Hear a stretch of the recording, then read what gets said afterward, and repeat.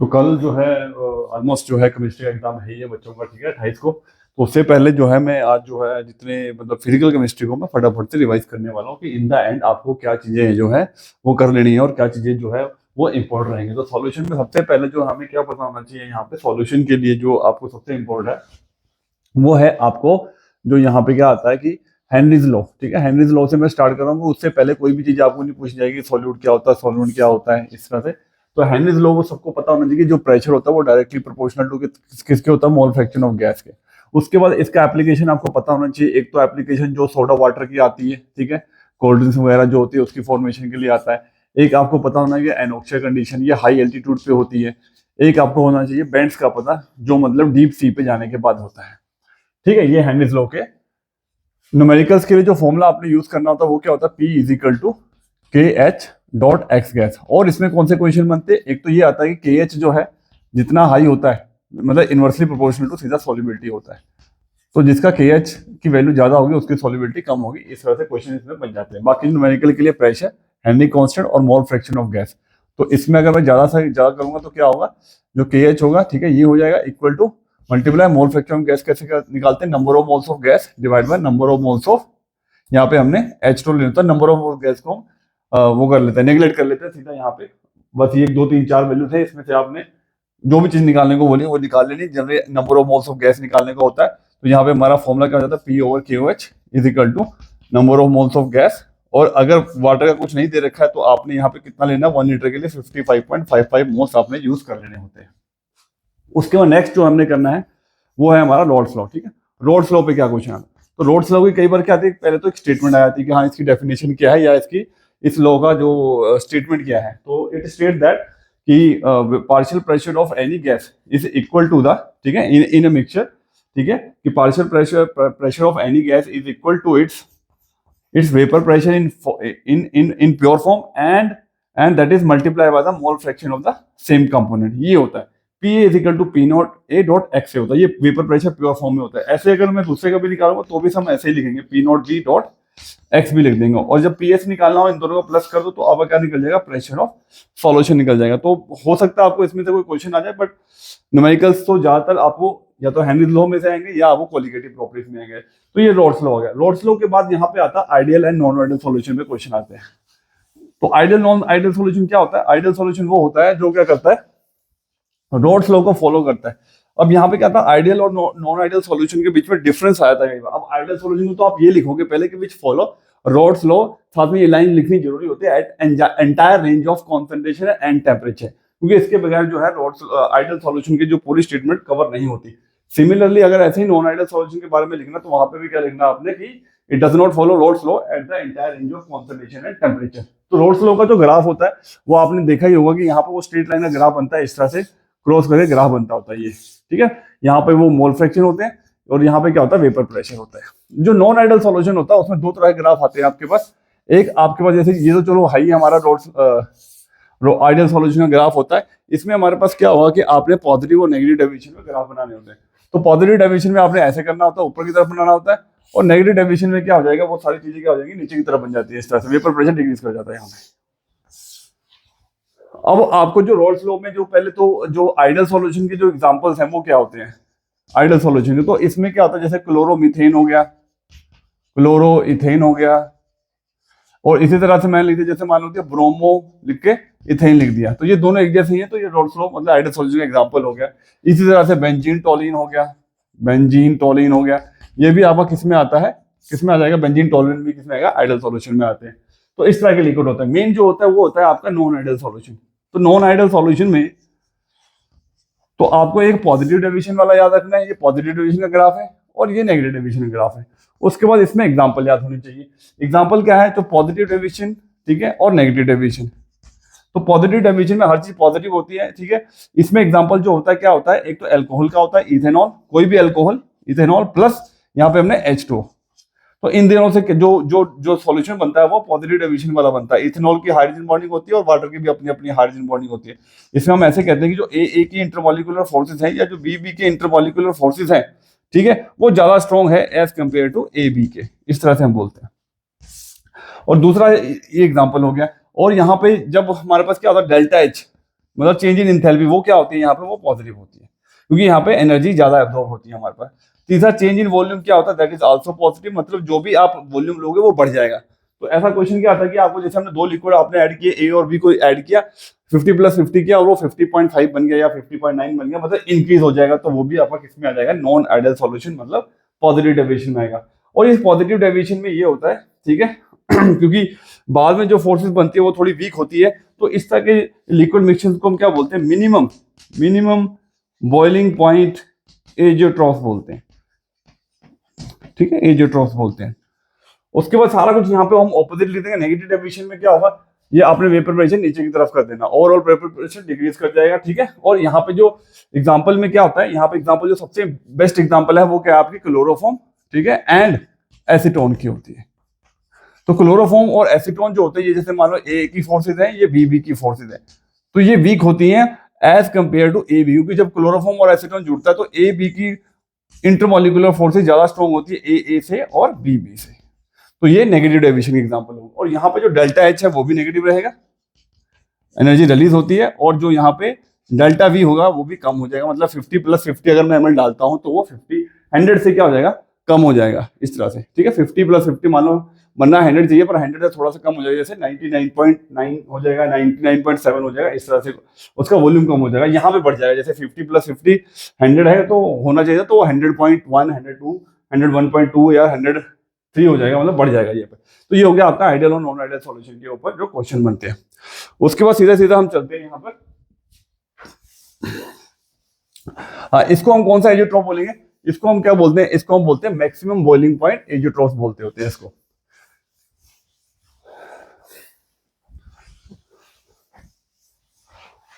उसके बाद आपको बात करनी है नेक्स्ट जो है वो कोलिगेटिव प्रॉपर्टीज की बात करनी होती है इसके अंदर, कोलिगेटिव प्रॉपर्टी। तो सबसे पहले कोई भी क्वेश्चन आएगा भाई कोलिगेटिव प्रॉपर्टीज क्या होती है, वो किस पे डिपेंड करते हैं, तो ये नंबर ऑफ सॉल्यूट पार्टिकल पे डिपेंड करती है, कभी भी नेचर पे डिपेंड नहीं करती, ये आपने बिल्कुल अच्छे से जान लेना है यहाँ पे। उसके बाद यहाँ पे 4 कोलिगेटिव प्रॉपर्टीज होती है। सबसे पहले कोलिगेटिव प्रॉपर्टीज कौन सी होती है, relative lowering of vapour pressure आता है, रिलेटिव लॉरिंग ऑफ, ठीक है, लॉरिंग ऑफ वेपर प्रेशर आता है, ठीक है। उसके बाद फिर क्या आता है, जो एलिवेशन इन बॉइलिंग पॉइंट आता है, एलिवेशन इन बॉइलिंग पॉइंट आता है। फिर क्या आता है, डिप्रेशन आता है, इन फ्रीजिंग पॉइंट आता है, इन फ्रीजिंग पॉइंट आएगा, और लास्ट में क्या आता है, ऑस्मोटिक प्रेशर। तो कभी भी अगर एमसीक्यू में आता है कि भाई which of the following is the colligative property, तो कई बार वो बेवकूफ बनाने के लिए वेपर प्रेशर या बॉइलिंग पॉइंट अकेला लिख देते हैं, पर relative lowering of vapour pressure लिखा तभी आप इसको कोलिगेटिव प्रॉपर्टी कहोगे। एलिवेशन इन बॉइलिंग पॉइंट है तभी आपने बोलना है, डिप्रेशन वर्ड आया तभी बोलना है, और ऑस्मोटिक प्रेशर के साथ कोई टर्म नहीं है, इसलिए ये सीधा सीधा रहेगा। अब यहाँ पे कुछ क्वेश्चन क्या बनते हैं कोलिगेटिव प्रॉपर्टी, जो जनरल क्वेश्चन बनते हैं, वो जैसे बोला कि 0.1 मोलर KCl और 0.1 मोलर ग्लूकोज में, मतलब कुछ भी पूछ रहा है कि भाई फ्रीजिंग पॉइंट किसमें ज्यादा आ रहा है, डिप्रेशन किसमें ज्यादा आ रहा है, या एलिवेशन किसमें जा रहा है, relative lowering of vapour pressure किसमें आ रहा है, ऑस्मोटिक प्रेशर किसका ज्यादा होगा, तो आपने सीधे सीधे दिख रहा है कि ये एक इलेक्ट्रोलाइट है, जब ये टूटेगा तो K पॉजिटिव और Cl नेगेटिव देगा, जबकि ये जो है ये नॉन इलेक्ट्रोलाइट है, ये टूटेगा नहीं, तो ये एज इट इज रहेगा। तो जिसके जितने आयंस निकलेंगे उतना उसका जो है उसमें उसकी जो कोलिगेटिव प्रॉपर्टीज है वो बढ़ जाएगी, ठीक है। कोलिगेटिव हमेशा प्रॉपर्टी क्या हो जाती है, बढ़ जाती है, तो ये आपको ध्यान रखना है। ऐसे कोई और भी इलेक्ट्रोलाइट दे सकते हैं, जैसे कि ये K4FeCN का होल 6 ऐसे भी दे सकते हैं आपको। जब ये टूटेगा तो 4 पोटेशियम देगा आपको, और ये पूरा एक आयन देगा। तो यहाँ पे जो नंबर ऑफ आयंस बन रहे हैं वो कितने बन रहे हैं, वो नंबर ऑफ आयंस कितने बन रहे हैं, 5 बन रहे हैं। तो मतलब ये इसका वेंटर फैक्टर भी होता है, जो स्ट्रॉन्ग इलेक्ट्रोलाइट होता है जितने नंबर ऑफ आयंस होते हैं वही उसका आई होता है, I तो आई क्या होता है, वेंटर फैक्टर होता है, जो क्या होता है, it is the ratio of the observed colligative property divide by calculated colligative properties होती है। और अगर मैं observe upon calculated colligative property लूं तो इन दोनों के रेशियो से मेरा क्या निकल जाता है, आई निकल जाता है। आई एक और होता है, मतलब इसमें क्या होता है, calculated molecular mass divide by observed molecular mass. इसको हम एबनॉर्मल मॉलिक्यूलर मास भी बोलते हैं, एबनॉर्मल मॉलिक्यूलर मास, इन दोनों का रेशियो होगा, ठीक है। अब आई निकालने का तरीका क्या है तो वो मैं इस फॉर्मूले से बताता हूँ। तो सबसे पहले relative lowering of vapour pressure क्या है, तो यानी कि जब आप सॉल्यूट डालते हो किसी भी प्योर सॉल्यूट के अंदर तो उसका वेपर प्रेशर गिर जाता है, vapour pressure decreases, more solute you are added, ठीक है, more lowering of the vapour pressure will take place. तो इसका जो फॉर्मूला है वो क्या है, P0A minus PS upon PS equal to I into W2 upon M2 into M1 divide by W1। कई बुक्स में यहाँ पे पी एस की जगह पी नोट ए दिया हुआ है, तो आप वो भी यूज कर सकते हो, पर ज्यादातर जो है ये ज्यादा करेक्ट है, जो हर जगह आपको मतलब कहीं भी धोखा नहीं देगा ये वाला फॉर्मूला। पी एस क्या होता है, vapour pressure of solution, P note जो है वेपर प्रेशर ऑफ सॉल्वेंट, पहले वाला प्रेशर, आई वेंटो फैक्टर है, W2 given mass upon molecular mass of solute given mass upon molecular mass of solvent. और solvent generally अगर वाटर है तो इसका मॉलिक्यूलर मास 18 रहेगा, ठीक है, ये ध्यान रखना है आपने। पी नोट ए अगर आपको गिवन है ठीक है, नहीं तो आपने स्टैंडर्ड वैल्यूज को यूज कर लेना होता है। जैसे अगर टॉर में गिवन दिया है तो 760 टॉर यूज करना है, बार में है तो 1.013 बार यूज कर लेना, अदरवाइज पी नोट ए आपको गिवन होता है, ठीक है। अगर पीएस निकालने को बोला तो ये पीएस आप कॉमन निकाल लेना, उसके बाद इसकी वैल्यू को कैलकुलेट कर लेना। आई कैसे निकलेगा, तो आई जो नॉन इलेक्ट्रोलाइट के लिए होता है वो 1 होता है, वहां पर लगाने की जरूरत नहीं होती। बाकी अगर कोई मतलब जैसे KCl है, K2SO4 वो कितने आयंस में टूट रहा है उसके हिसाब से आई निकलेगा यहाँ पे। उसके बाद एलिवेशन बॉइलिंग पॉइंट में भी सेम यही है कि जितने आप सॉल्यूट पार्टिकल्स डालोगे उतना ज्यादा ये बॉइलिंग पॉइंट आपका एलिवेट करेगा, ठीक है। तो यहाँ पे जो फॉर्मुला बनता है एलिवेशन बॉइलिंग पॉइंट का वो कहता है डेल्टा TF निकालते हो तो delta TB elevation boiling point. तो ये कैसे निकलता है, ये होता है TS माइनस T नोट। अब TS क्या है, बॉइलिंग पॉइंट ऑफ सॉल्यूशन है, ये T नोट क्या है, बॉइलिंग पॉइंट ऑफ सॉल्वेंट है। इन दोनों के डिफरेंस को हम क्या बोलते हैं, डेल्टा TB बोलते हैं। ये आपको हमेशा पता होना चाहिए, वाटर का जो बॉइलिंग पॉइंट होता है वो कितना होता है, 100 डिग्री सेल्सियस होता है, ठीक है, या फिर आप इसको केल्विन में लिख सकते हैं 373.15 केल्विन। ये ध्यान रखना, आपको जो डिफरेंस है वो आपको डिफरेंस चाहिए, उसको आपने डिफरेंस निकालने के बाद आपने केल्विन या डिग्री सेल्सियस में कन्वर्ट नहीं करना। अगर आपको केल्विन में दे रखा तो भी डिफरेंस निकालो, अगर आपको सेल्सियस में दे रखा तो भी डिफरेंस आपका चाहिए यहाँ पे, वो चाहे केल्विन में हो चाहे डिग्री सेल्सियस में, सेम रहेगा। उसके बाद डेल्टा TB को आपने यहाँ नेक्स्ट जो है हमने जो उसमें करना होता है कि मोलैलिटी के डायरेक्टली प्रोपोर्शनल होता है, तो I इंटू KB, ठीक है, into W2 upon M2 into 1000 divide by W1 यहाँ पे अप्लाई कर लेना होता है।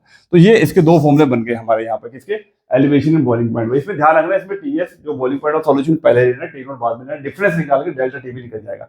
कई बार क्या होता है कि बोलते हैं बॉइलिंग पॉइंट ऑफ सॉल्यूशन निकालो तो TS निकालना होगा, यानी कि आपको T नोट की वैल्यू तो आपको पता है, डेल्टा TB चाहिए, तो डेल्टा TB निकालने के लिए आप ये फॉर्मुला यूज कर लोगे, I into KB given mass upon molecular mass into 1000 divide by W1, यानी कि मोलैलिटी। कई बार मोलैलिटी सीधी गिवन होती है तो आप सीधा m यहां पे वैल्यू पुट कर दो, 0.1 0.2 जो भी दे रखे। केवी क्या होता है, मोलर एलिवेशन कांस्टेंट होता है, जिसकी यूनिट क्या होती है, केल्विन केजी पर मोल, ये भी क्वेश्चन आया था होता है, जिसकी वैल्यू फिक्स रहती है। अगर मान लो मैं यहां से आई निकाल लूं, सारी वैल्यू पुट करके डेल्टा TB मैं यहां से ले आऊं, है ना।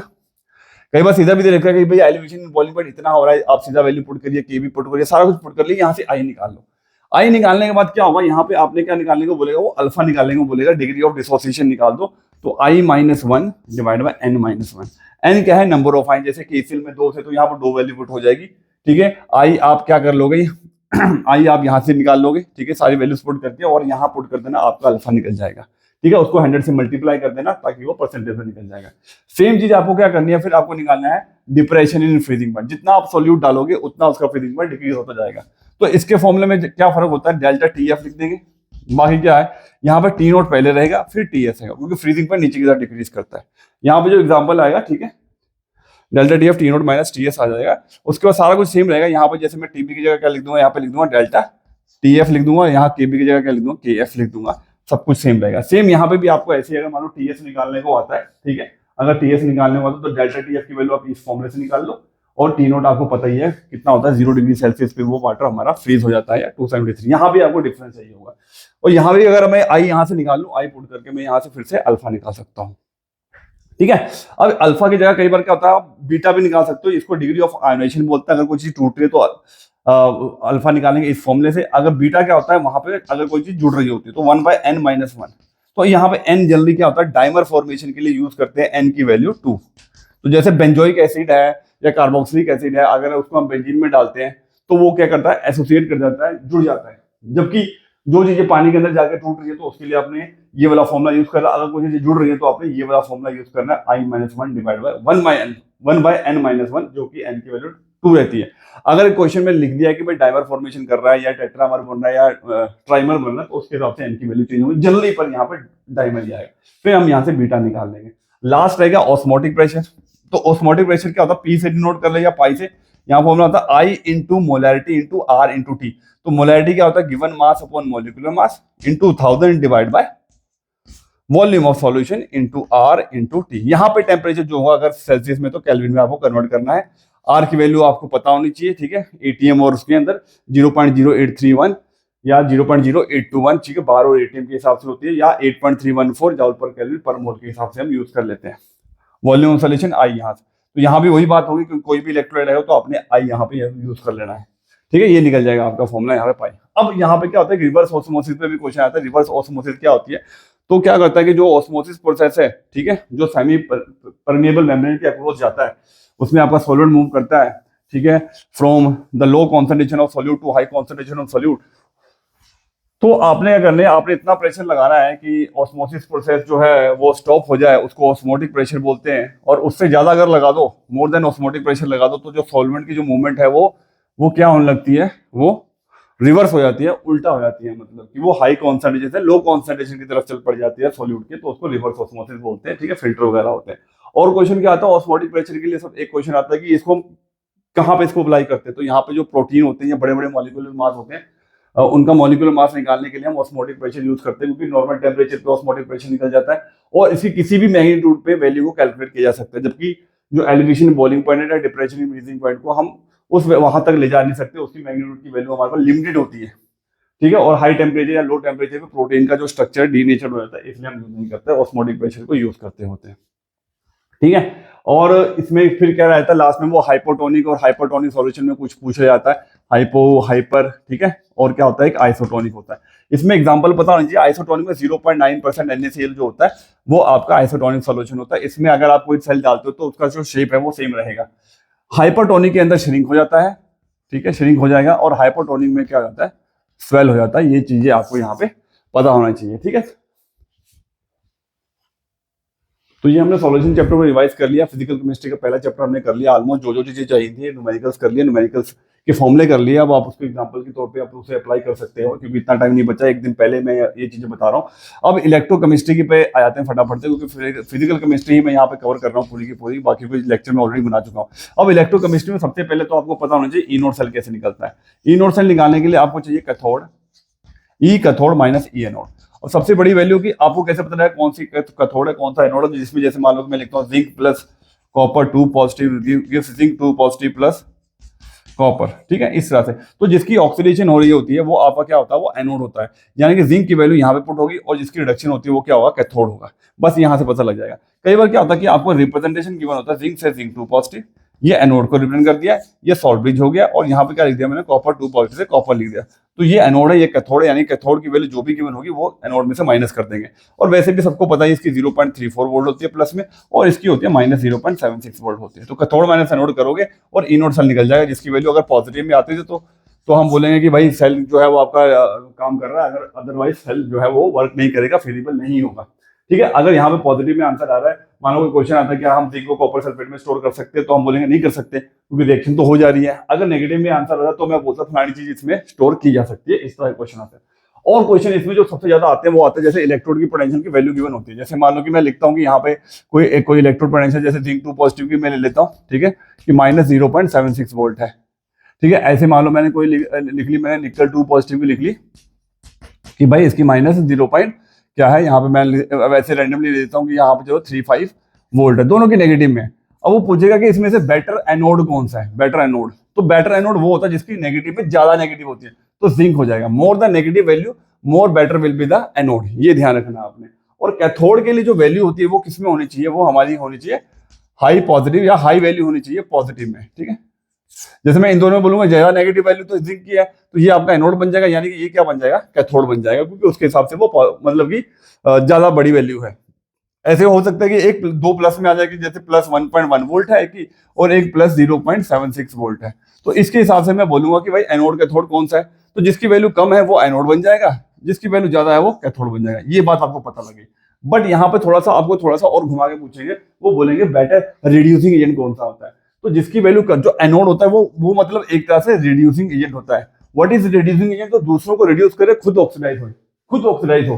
तो एनोड पे आपको पता ऑक्सीडेशन होती है, तो जिसकी ऑक्सीडेशन होती है वो बहुत अच्छा रिड्यूसिंग एजेंट है। तो आपने सीधा देखना है कि जिसकी नेगेटिव वैल्यू वो एक अच्छा रिड्यूसिंग एजेंट होगा, ज्यादा मतलब रिएक्टिव रिड्यूसिंग एजेंट होगा, ठीक। अगर आपको ऑर्डर बनाना हो XYZ के हिसाब से, तो ये मतलब सबसे ज्यादा तगड़ा रिड्यूसिंग है, उसके बाद ये कम हो जाएगा उसके बाद, ठीक है, क्योंकि इसकी वैल्यू से कम है।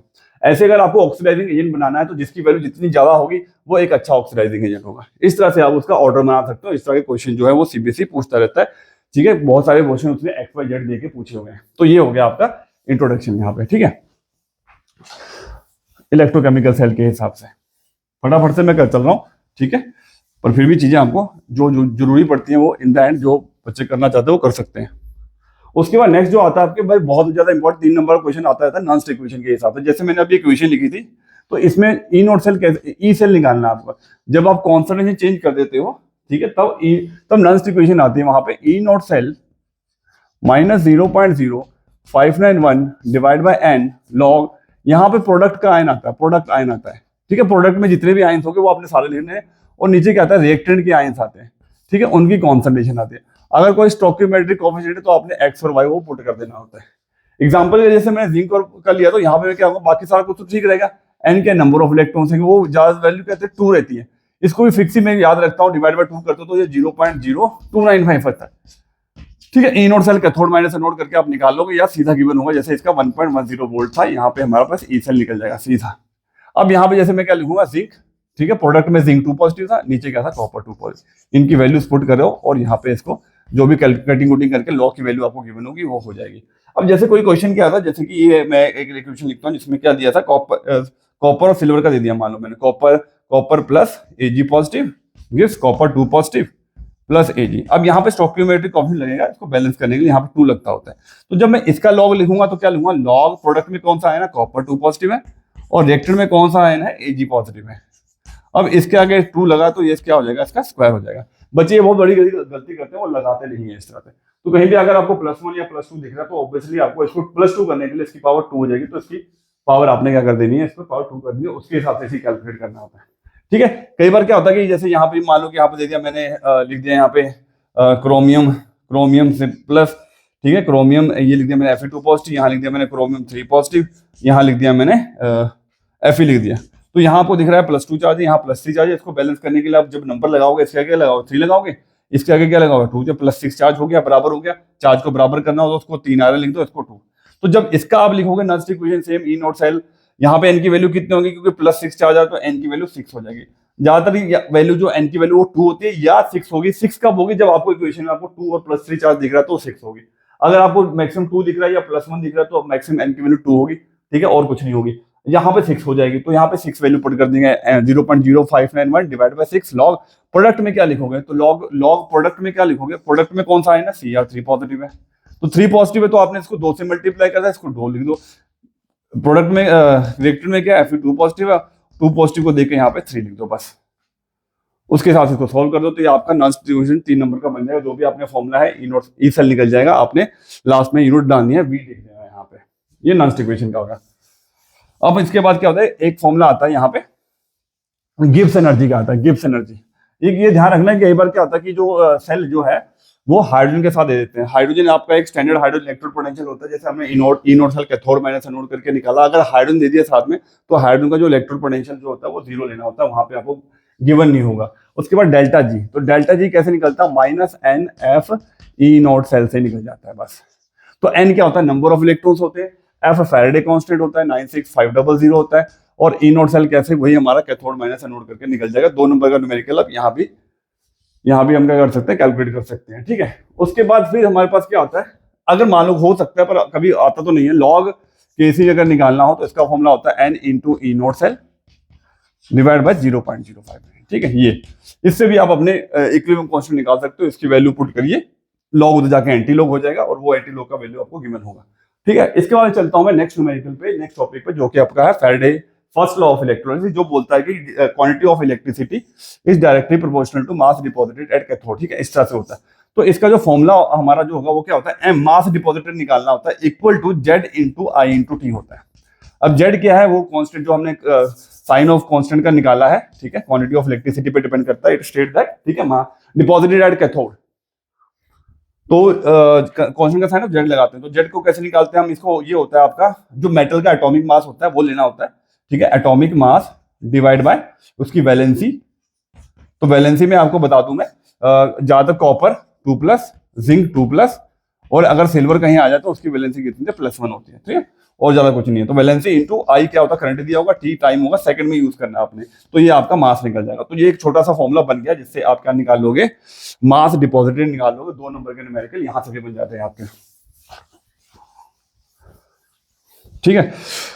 उसके बाद आपने क्या करना है, एक कई बार क्वेश्चन कहता है नंबर ऑफ मोल्स निकाल दो जी, नंबर ऑफ मोल्स। तो नंबर ऑफ मोल्स क्या होता है, number of moles given mass upon molecular mass होता है। तो यही रहा आपका गिवन मास, ये गिवन मास है, ठीक है, गिवन मास है ये, और ये रहा आपका एटॉमिक मास। तो मैं गिवन मास और एटॉमिक मास को क्या लिख सकता हूँ, नंबर ऑफ मोल्स लिख सकता हूँ। तो मैं इसको क्या लिख दूंगा, तो जैसे इस फॉर्मूले को अगर मैं यहाँ पे 1 लिख दूं यहाँ पे, तो ये क्या हो जाएगा, इस m को मैं नीचे लेके आ रहा हूँ, ठीक है, गिवन मास, ऊपर क्या है एटॉमिक मास है, इंटू क्या है I इंटू टी है। तो मैं एक फॉर्मूला और बना के दिखा रहा हूँ, given mass upon molecular mass क्या होगा, नंबर ऑफ मोल्स। तो नंबर ऑफ मोल्स किसके बराबर हो जाएगा, I इंटू टी, ठीक है, ये रहेगा 96500। तो नंबर ऑफ मोल्स अगर बोलता है कितने डिपॉजिट हो रहे हैं, तो ये formula I into T divide by 96500, number of moles आपके सीधे निकल जाएंगे और कोई इशू नहीं आने वाला, ठीक है।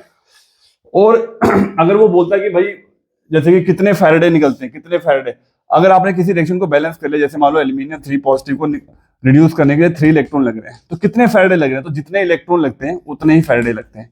ये सीधा सीधा सा आंसर हो गया। तो आप इलेक्ट्रॉन को, आप कोई भी रिएक्शन को बैलेंस करें, नंबर ऑफ इलेक्ट्रॉन अगर आपको पता है इक्वल टू फैराडे हो जाएगा, ठीक है। अगर बोलता है कि कितने कूलम्स लगे हैं, तो कूलम में कन्वर्ट करने के लिए क्या होगा, एक फैराडे की वैल्यू कितनी होती है, 96500 होती है। तो मैं बोल दूंगा जी 3 × 96500 कूलम में, कूलम लगता है 1 मोल एल्यूमिनियम को डिपॉजिट करने में, ठीक है। अगर वो बोलता है जी ग्राम में निकाल दो, फलाने में निकाल दो, कि भाई ये 27 ग्राम है, 54 ग्राम अगर बोलता है तो उसके हिसाब से निकाल दो, तो आपको एल्यूमिनियम का मास जो होगा वो गिवन होगा 1 मोल का, वो 27 ग्राम पर मोल है। तो यहां से भी आप क्या निकाल सकते हो, नंबर ऑफ कूलम्स निकाल सकते हो, ठीक है। तो उसके लिए आपको क्या है, जैसे यूनिटरी मेथड लगा लें, जैसे यहाँ पे 1 मोल है, तो 1 मोल के लिए कितना डिपॉजिट लग रहा है, 27 ग्राम को कितना लग रहा है, 3 फैराडे लग रहे हैं, यानी कि 3 × 96500 लग रहा है। तो वो बोल देगा जी हाँ जी 54 ग्राम के लिए निकाल दो, तो 54 ग्राम के लिए निकाल दो, तो 3 × 96500 डिवाइड बाय 27 हो जाएगा, इंटू 54 हो जाएगा। इस हिसाब से आप कैलकुलेशन कर सकते हो। अदरवाइज अगर आपको नंबर ऑफ फैराडे निकालना है ना, कि नंबर ऑफ, तो मतलब वो ये कह रहा है कि आप I इंटू टी निकाल दो, ठीक है, क्योंकि I इंटू टी क्या होता है, यही तो क्यू का फॉर्मूला होता है। तो यानी कि आपको क्यू निकालना होगा, तो यानी कि आप यहां से भी फॉर्मूला बना सकते हो, M इज इक्वल टू, ठीक है, atomic mass upon valency into क्या निकालना है आपको, ये क्यू। तो यहां से भी आप ये वाली चीज को निकाल सकते हो कि अगर नंबर ऑफ कूलम्स निकालना है, क्यू निकालना है, given mass into valency divide by atomic mass, तो भी आपका क्यू निकल जाएगा, कोई इशू नहीं आएगा आपको यहाँ पे, ठीक है, ये कोई इशू नहीं आएगा यहाँ पे, ठीक है। इस तरह से भी आप निकाल सकते हो। तो ये हो गया आपका फैराडे के ऊपर क्वेश्चन, ठीक है। यूनिटरी मेथड वाला भी मैंने आपको बता दिया, और सीधा वाला तो फैराडे वाला तो बता ही दिया। उसके बाद नेक्स्ट जो आता है वो आता है आपका, जो आपके कंडक्टिविटी ऑफ इलेक्ट्रोलाइटिक सॉल्यूशंस के ऊपर से क्वेश्चंस आते हैं, वो आता है सबसे पहले कापा वाला, ठीक है। कापा निकालो, तो कापा का फॉर्मूला क्या होता है, 1/r × L/A होता है ये। तो कापा क्या होता है, कंडक्टिविटी होता है, आर क्या होता है, रेजिस्टेंस, तो सॉल्यूशन का रेजिस्टेंस गिवन होता है, ठीक है। L/A को हम क्या लिखते हैं, जो 1/r होता है इसको हम कंडक्टेंस बोलते हैं G, और ये L/, क्या होता है, G स्टार होता है। मान लो आपको G स्टार निकालना है, इसी के साथ K is equal to 1/r, तो L/A मतलब G स्टार लिख दिया मैंने। अगर G स्टार निकालना तो क्या हो जाएगा, कापा इंटू आर। एक क्वेश्चन ऐसा भी था एनसीईआरटी में, जैसे कापा गिवन था आपको 0.1 मोलर वाले का गिवन था, तो अगर कापा गिवन है आपको तो, और रेजिस्टेंस भी गिवन है, तो क्या निकल जाएगा, G स्टार। तो G स्टार कैसे निकलेगा, G स्टार का फॉर्मूला क्या हो जाएगा मेरा, क्या हो जाएगा G स्टार का फॉर्मूला, बोलो, kappa into R, kappa into R. तो यहाँ पे जो मैं कापा यूज कर रहा हूँ, मान लो मैंने 0.1 मोलर KCl का यूज कर लिया, कोई ऐसे जो गिवन था आपको कापा, तो G स्टार निकल गया। उसके बाद बोलता है कि हम अब आप कापा निकालिए किसका, 0.2 मोलर KCl का निकालो। तो फॉर्मूला तो वही रहना, kappa is equal to 1/r into G star. तो 0.2 मोलर का G स्टार क्या होगा, क्योंकि सेल सेम रहता तो G स्टार आप यही वाला यूज कर लोगे जो आपने 0.1 मोलर का कापा यूज करके निकाला था। तो ये यहाँ पे ये वैल्यू पुट हो जाएगी, R उसका गिवन होगा 0.2 वाले का, यहाँ से कापा निकल जाएगा, बस ये कापा हो गया। साइमन सेंटीमीटर यूनिट इसकी यूनिट होती है। उसके बाद आपको निकालना मोलर कंडक्टिविटी, तो molar conductivity at particular concentration, ठीक है। मोलर कंडक्टिविटी का मतलब 1 मोल इलेक्ट्रोलाइट है तो उसकी कॉन्सेंट्रेशन, उसकी इलेक्ट्रिकल कंडक्टेंस कितनी होगी, तो उसका फॉर्मूला होता है kappa into 1000 divide by molarity, बस ये होता है। तो इसका Simon centimetre square mole inverse इसकी यूनिट होती है। तो कापा आपको यहां से निकाल लेना ऊपर 1/r इंटू L/A से। अगर आपको लेंथ और एरिया अलग अलग दे रखा तो यहाँ पे पुट करके आप निकाल लो, कोई इशू नहीं है। लेंथ सीधी गिवन होगा, एरिया का अगर हो सकता है एरिया डायरेक्ट गिवन, ठीक है, नहीं तो आप πr स्क्वायर करके आपको निकालना पड़ेगा। रेडियस ठीक है, नहीं तो डायमीटर गिवन होगा d/2 करके, ठीक है। अगर इक्विवेलेंट कंडक्टिविटी आ जाए तो यहाँ पे मोलैरिटी का क्या होगा, नॉर्मेलिटी। तो आप यहाँ पे देख सकते हो कि मोलर कनेक्टिविटी और मोलैरिटी जो है वो इनवर्सली प्रोपोर्शनल होते हैं। ठीक है, इनवर्सली प्रोपोर्शनल टू कॉन्सेंट्रेशन होता है। ठीक है, इनवर्सली प्रोपोर्शनल टू कॉन्सेंट्रेशन होता है कि जैसे जैसे आप कॉन्सेंट्रेशन कम करोगे मोलर कनेक्टिविटी आपकी इंक्रीज कर जाती है। इस तरह से भी इसमें क्वेश्चन पूछ लिया जाता है। यहाँ पे ग्राफ भी आते हैं इसके ऊपर। ठीक है,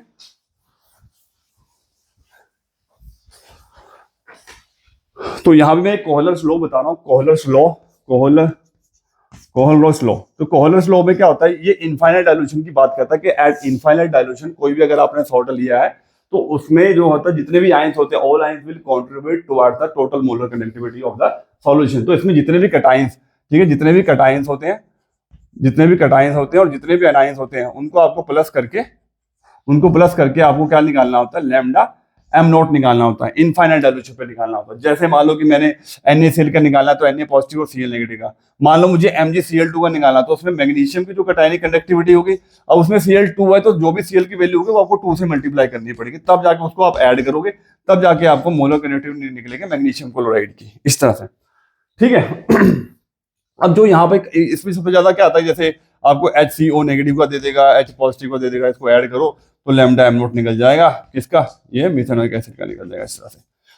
तो आपने एक सीखा लैम्डा एम सी निकालने को, kappa into 1000 divide by molarity.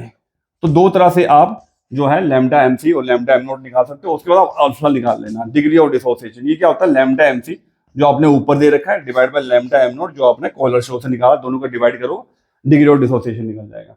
और अगर आपको कैपिटल के निकालने को बोलता है, छोटा के जो होता है वो कापा होता है, कंडक्टिविटी होता है, अगर बड़ा के मतलब डिसोसिएशन कांस्टेंट निकालना तो उसका फॉर्मूला क्या होता है, सी अल्फा के। सी कॉन्सेंट्रेशन है, अल्फा आप यहाँ से निकाल चुके हो। ठीक है, ये चीज हो गई।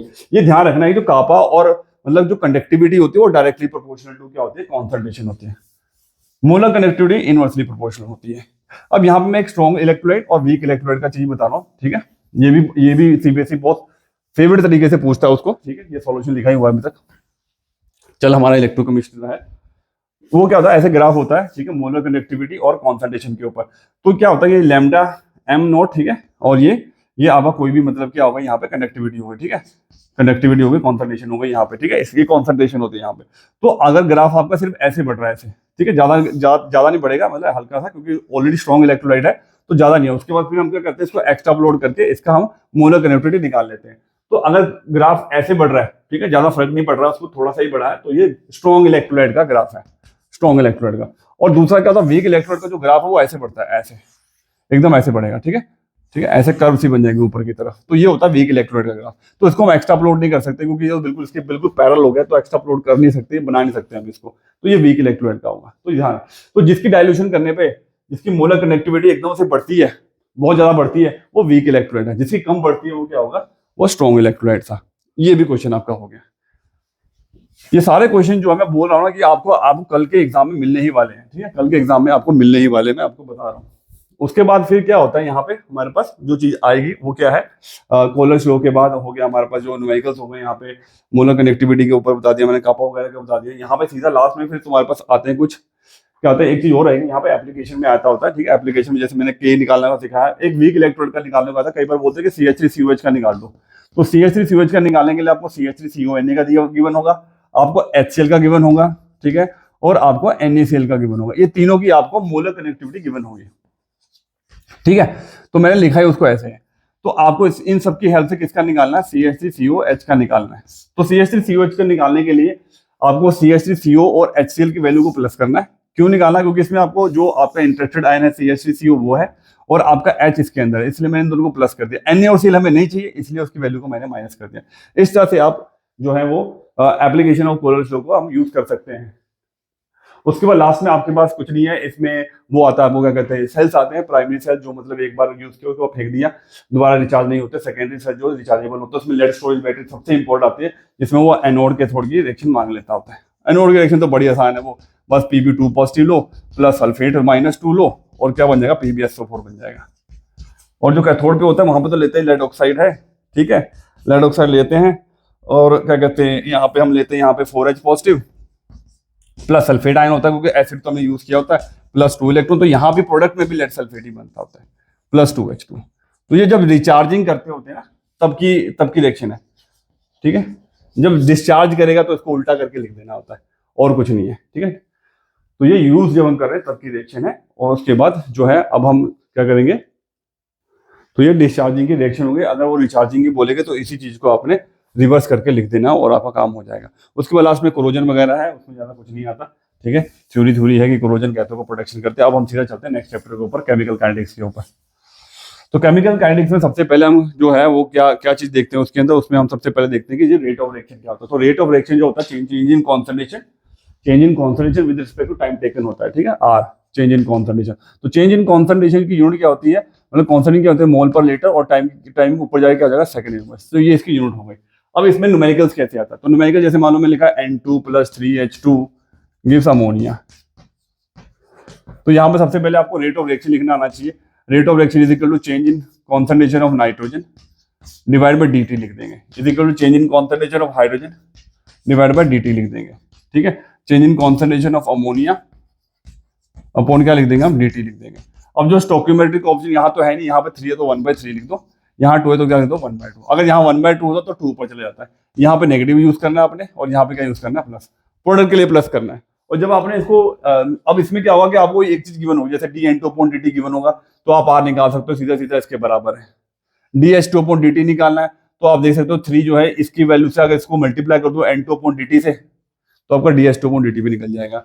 अगर dNH3/dt निकालना है तो ये 2 जो है वो क्रॉस मल्टीप्लाई होगा, चाहे आप इससे मल्टीप्लाई करवा लो 2/3 dH2/dt से, या 2 मल्टीप्लाई हो रहा है किससे, dN2/dt से, तो क्रॉस मल्टीप्लाई करके आप इसको सॉल्व कर सकते हो ऐसे न्यूमेरिकल्स को, ठीक है।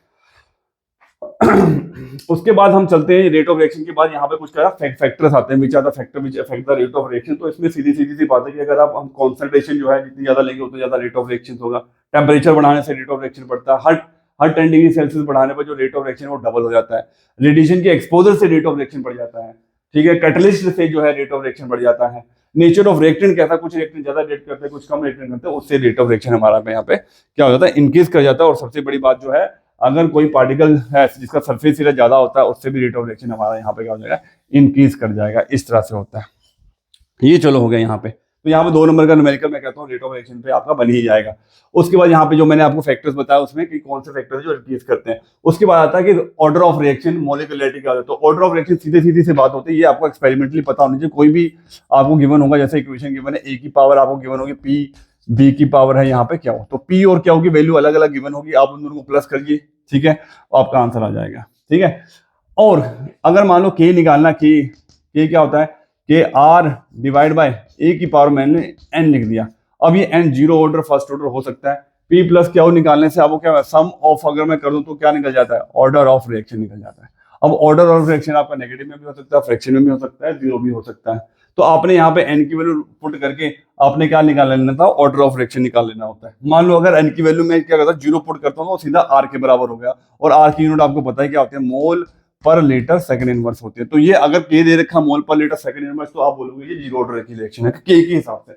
और अगर मैं यहाँ पे एन की वैल्यू 1 पुट कर लेता हूँ तो एन की वैल्यू अगर मैंने यहाँ पे 1 पुट कर ली तो एन की वैल्यू अगर मैं 1 पुट करता हूँ तो कॉन्सेंट्रेशन यूनिट क्या होती है, मोल पर लीटर होती है। तो मोल पर लीटर से कट जाएगा, क्या बचेगा सिर्फ सेकंड इनवर्स। तो सेकंड इनवर्स किसको बताता है, ये फर्स्ट ऑर्डर की रिएक्शन है। उसके बाद मान लो एन की वैल्यू यहाँ पे मैं 2 पुट कर दूं तो ये क्या हो जाएगा, यहाँ पे मोल का स्क्वायर एल माइनस क्या हो जाएगा, यहाँ पे 2 हो जाएगा। तो 1 मोल पर लीटर कट जाएगा। तो आपके पास जो नेक्स्ट इक्वेशन बनेगी वो क्या हो गया, mole inverse L1 second inverse. तो ये क्या होगी, सेकंड ऑर्डर की। थर्ड ऑर्डर की कुछ नहीं होगी, आप इसको बढ़ा दो, मोल -2 L square S second inverse हो जाएगा बस। अगर 2 है तो वो थर्ड ऑर्डर की, अगर 3 लिखा तो वो फोर्थ ऑर्डर की होती है, हमेशा एक कम चलता होता है। तो इस तरह से आप ऑर्डर ऑफ रिएक्शन भी निकाल सकते हो। अगर यहाँ पे कोई गैसियस रिएक्शन है तो आपने मोल पर लीटर की जगह क्या यूज करते हो, आपने एटीएम या बार यूज कर लेना था, बाकी सब कुछ सेम रहेगा, ठीक है। पी प्लस क्या करके आप ऑर्डर ऑफ रिएक्शन निकाल सकते हो। इस तरह के 1-2 नंबर के न्यूमेरिकल या आपको यूनिट गिवन होती है तो आपने 1-2 नंबर के न्यूमेरिकल यहाँ पे भी आपने इसी तरीके से निकाल लेने होते हैं ऑर्डर ऑफ रिएक्शन को।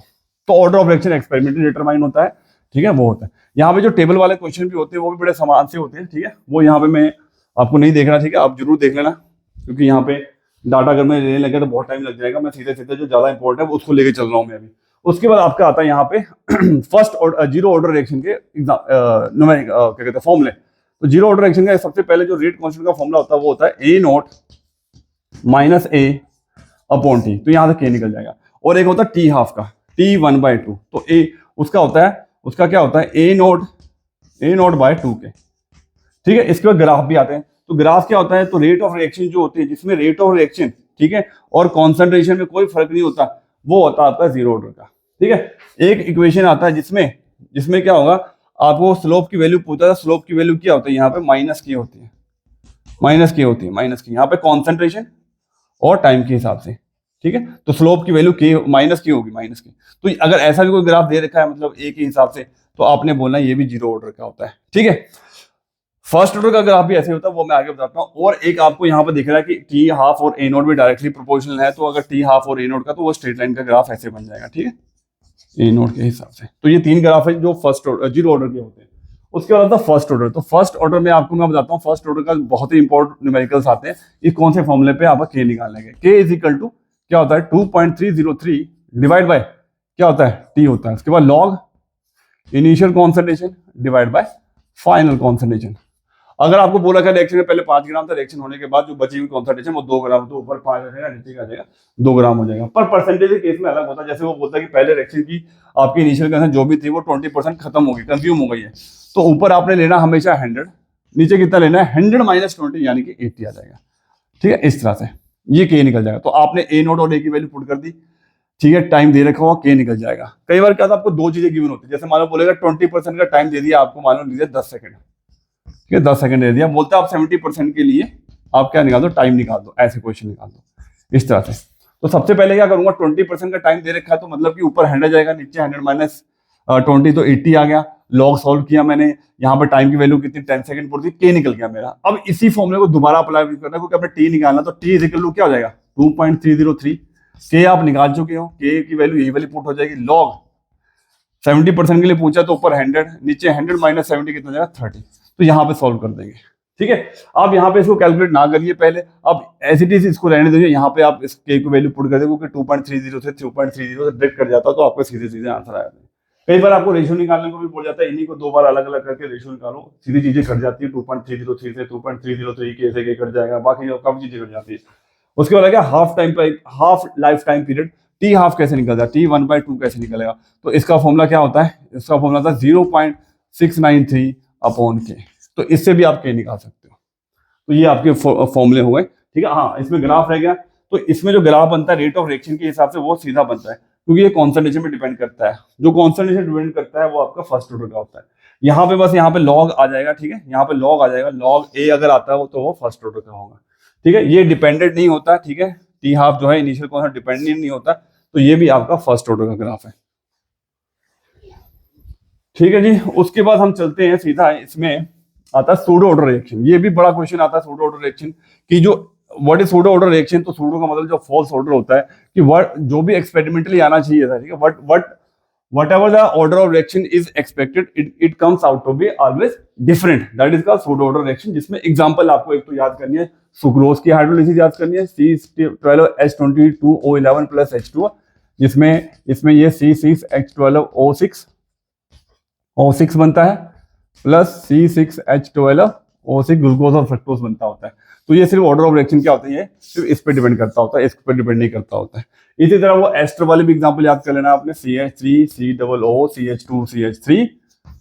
इसकी भी अगर हम हाइड्रोलिसिस करते हैं तो ये आपको क्या देता है, CH3COH प्लस इथेनॉल। तो ये भी आपका सूडो ऑर्डर रिएक्शन का ही एग्जांपल। तो ये एग्जांपल आपको ध्यान रखनी है। ठीक है, इसको इन्वर्जन ऑफ शुगर भी बोलते होते हैं। उसके बाद सीधा आता है, जैसे एक रेडियो एक्टिव डिके के लिए भी क्वेश्चन आता है, रेडियो एक्टिव। तो रेडियो एक्टिव में कुछ नहीं है, फॉर्मूला सेम वही है, फर्स्ट ऑर्डर पे ही फॉलो करती है ये, सेम वही से अपने के निकालना होता है। ठीक है, 2.303 अपॉन टी लेना होता है, log initial concentration upon final. यहाँ पे आपने माइनस नहीं करना। अगर वो बोलता है कि 70% या 30% कंज्यूम हुआ, तो 30 को ही नीचे रखना, बस ये चीज ध्यान रखना रेडियो एक्टिव डिके के लिए। उसके बाद हम चलते हैं कोलिजन थ्योरी पे, क्या क्वेश्चन आता है। तो सबसे पहले कोलिजन थ्योरी पे पूछते हैं कि number of fraction molecules which show effective collision, उसकी वैल्यू बता दो। तो उसकी वैल्यू जो होती है वो होती है E की power minus E upon RT होते हैं। Number of effective molecules which show effective collision, उसकी वैल्यू होती है E की power minus E upon RT। और ये वो टेम्परेचर वाली इक्वेशन भी है जो रेट ऑफ रिएक्शन पे डायरेक्टली प्रोपोर्शनल होती है। ठीक है, बाकी हम जो रेट कांस्टेंट के हिसाब से इसका फॉर्मूला ऐसा बन जाता है। ठीक है, और जो इसमें जो न्यूमेरिकल्स के जो फॉर्मूला आता है एक्टिवेशन एनर्जी वाला, जिसमें 2 ग्राफ भी आते होते हैं, वो भी मैं आपको बता देता हूँ।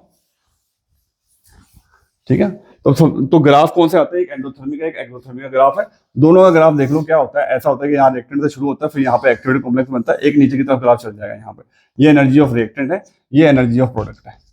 तो एनर्जी ऑफ प्रोडक्ट आप देख सकते हो, यहाँ पे एनर्जी ऑफ रिएक्टेंट ज्यादा है as compare to energy of product.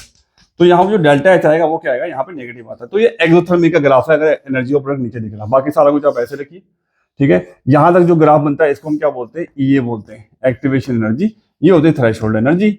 और यहाँ से ये वाला और ये वाला जो डिफरेंस होता है इसको हम क्या बोलते हैं, डेल्टा आई, ठीक है। ये हो गया।